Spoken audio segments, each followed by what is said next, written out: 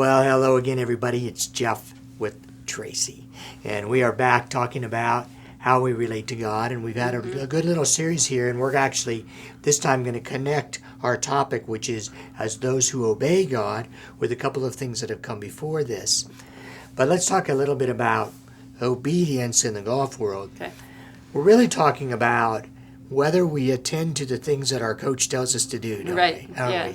So when your coach gives you things to do, and you show up a week later and they say, well, did you get a chance to work on the stuff we did last week? And you say, no, never touched a club. That's kind of worthless, isn't it? Yeah. Can't get better unless you practice. And, Yeah. I became a really big fan of purposeful practice. And so if there's a drill that I've been given, then I'm going to purposely, with great intention, practice that drill and then incorporate play mode in there. But you got to... What does that mean, play mode? So you might do the drill for 10 balls, hit Okay. 10 balls in your drill, and then hit 3 balls in going through your whole routine. Okay. So you start incorporating what you're working on in the drill into what you can take onto the golf course. Okay. But just to go out and hit a bucket of balls without any intention is not helpful. And so anytime you go practice with some kind of purposeful intention. So when I'm on the range and I see somebody down there a few stalls down, and they're backing up and they're going through their whole pre-shot routine, I shouldn't think they're nuts. I should think they're intentional. Right. Emulate that. Okay. All right. I may need to change my routine then. Yeah. Well, let's talk about obedience in the spiritual sense and obedience to Christ. We know that Jesus said that those who love me will obey me. And we talked about love a couple of times ago, and then we talked about honoring God and that our obedience is part of honoring God. What does obedience look like day to day? I think, in our relationships in our human world, we tend to love what we love, we put a lot of focus on, and we will go out of our way and make great sacrifices for those that we love.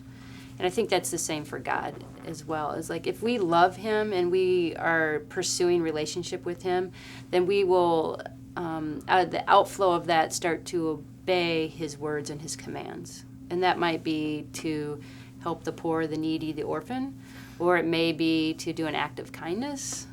It may be to take some time and do some self-care so that you have what you need to then be in the world and be Christ's hand and feet. Okay, so there are things in Scripture that sometimes people just want to read over because it tells them what to do. And that means that if we're going to obey God, we really need to be students of the whole Word. Even the stuff that is personally calling us on the carpet. Right. Challenging us to do something or live in a way that we haven't been living. Right. And you can go to the Ten Commandments as well. You listed some ways that we relate to other people and how we serve others. But there are also those things of how we relate to God and how we are people of integrity and righteousness. These kind of strict forms of righteousness. And you think, well, we can't bear false testimony. We really can't be liars.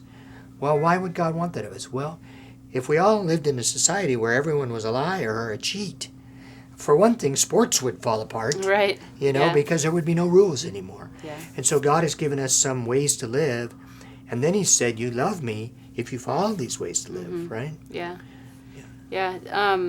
Even honoring His name and how we talk about Him, which I know we're going to talk about in a little bit, but how often do we use His name in a negative way?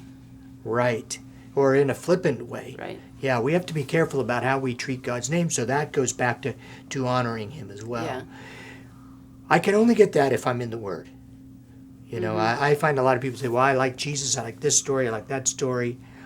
But their life doesn't reflect the things that Jesus really asks of them. And we have to be very, very careful of that. Right.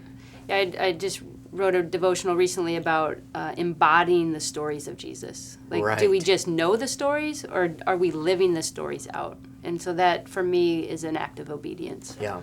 And those stories are part of the way that Jesus explained what He expected of us. Yeah, absolutely. Yeah. Well, we hope this was helpful to you, and we're going to be back with a little surprise next week.